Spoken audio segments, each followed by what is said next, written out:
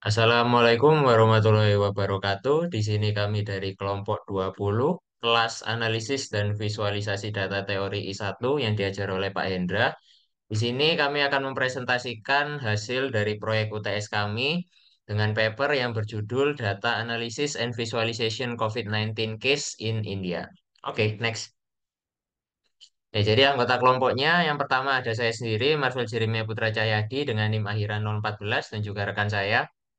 Saya Dimas Respati dengan akhiran NIM 08. Oke, next. Nah, jadi latar belakang dari paper ini adalah untuk menganalisis dan memvisualisasikan data COVID-19 di India menggunakan tools Tableau.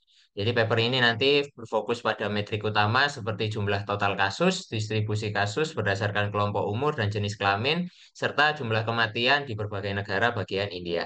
Next.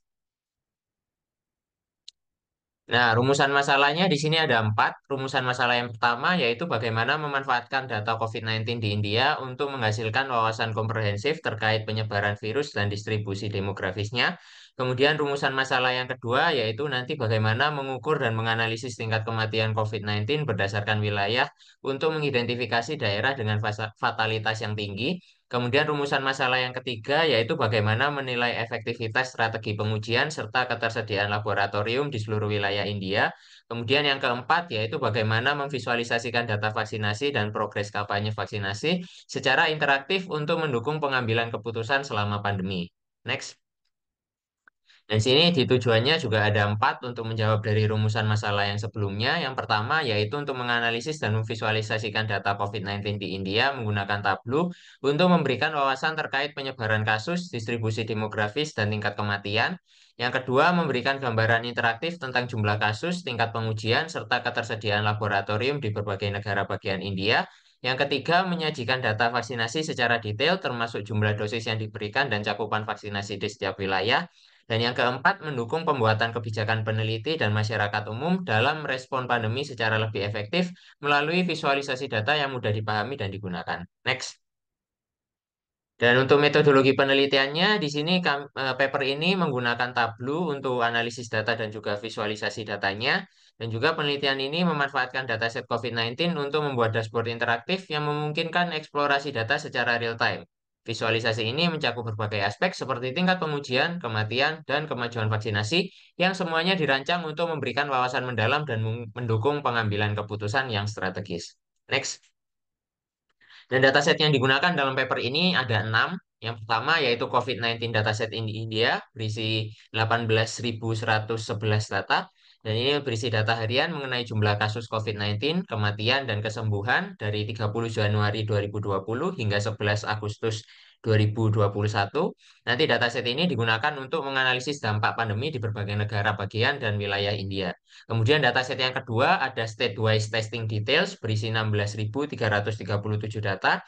Yang ini berisi rincian harian tes COVID-19 yang dilakukan di berbagai negara bagian India. Periodenya dari 16 Maret 2020 hingga 24 Oktober 2021.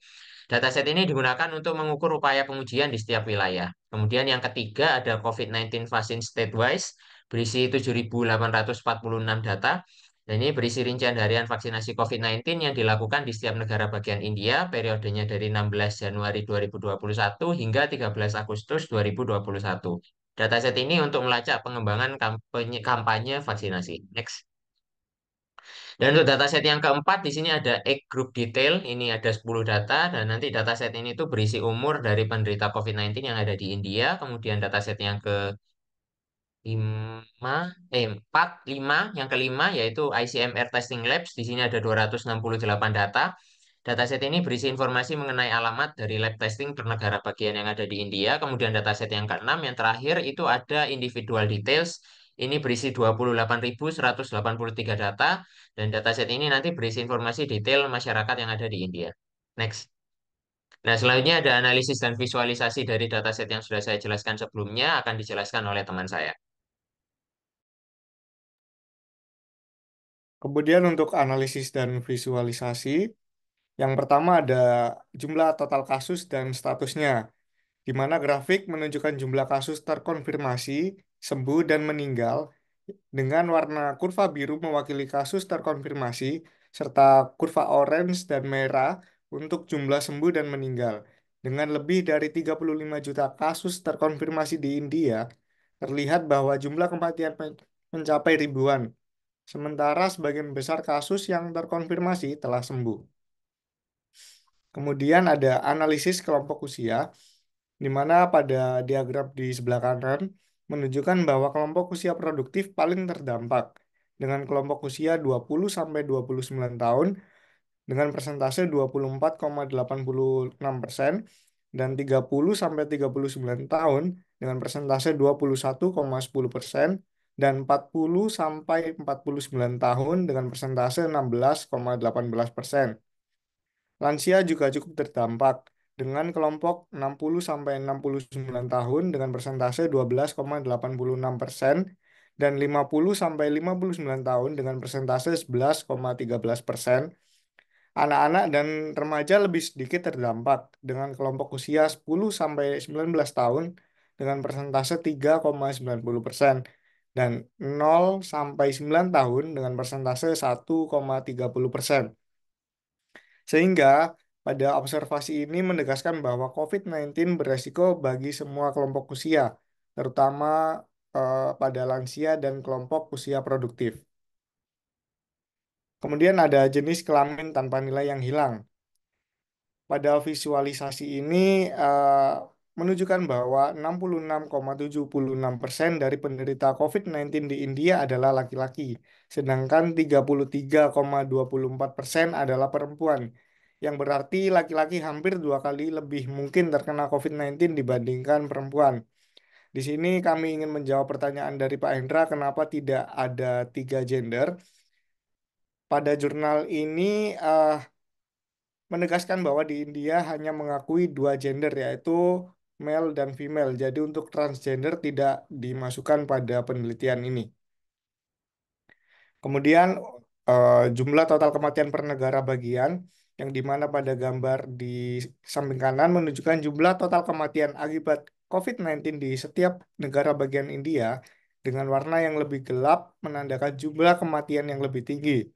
Maharashtra mencatat jumlah kematian tertinggi, diikuti oleh Karnataka, Tamil Nadu, Kerala, dan Delhi, sehingga 5 negara bagian ini menyumbang lebih dari setengah dari total kematian COVID-19 di India. Kemudian jumlah pengujian yang dilakukan oleh negara bagian. Grafik berwarna orange menunjukkan jumlah total tes, sementara hijau menunjukkan proporsi kasus negatif, yang dimana semakin tinggi proporsi kasus negatif terhadap total tes, jadi semakin rendah tingkat positif di negara bagian tersebut.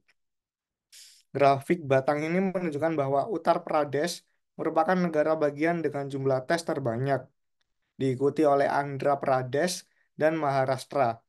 Jumlah tes yang besar ini berkaitan dengan populasi yang besar pada negara bagian tersebut. Kemudian ada jumlah total laboratorium pengujian ICMR di setiap negara bagian. ICMR yaitu Indian Council of Medical Research, itu sama saja seperti Kementerian Kesehatan di sini.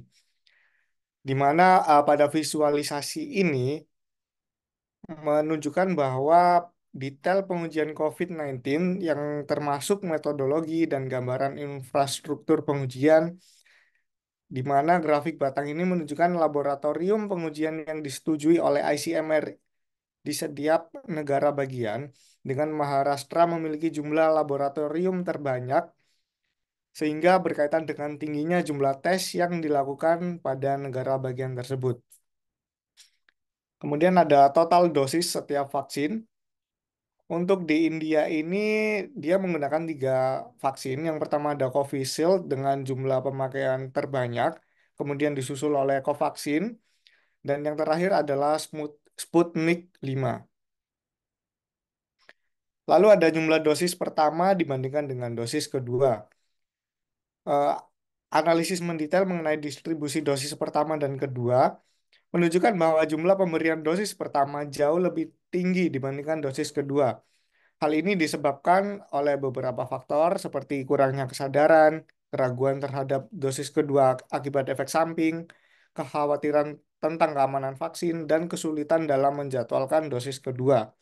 Sehingga uh, visualisasi ini dapat membantu memahami upaya vaksinasi di India dalam menghadapi pandemi COVID-19. Di sini kelompok kami menambahkan dua visualisasi. Yang pertama ada kasus terkonfirmasi, kasus sembuh, dan kematian. Di sini kita menggunakan grafik batang untuk membandingkan kasus terkonfirmasi, sembuh, dan kematian, di mana Maharashtra memimpin, diikuti 4 negara bagian lainnya. Kesembuhan umumnya melebihi kasus aktif dengan kematian relatif rendah. Sehingga grafik ini dapat memberikan gambaran cepat dampak pandemi di berbagai wilayah India.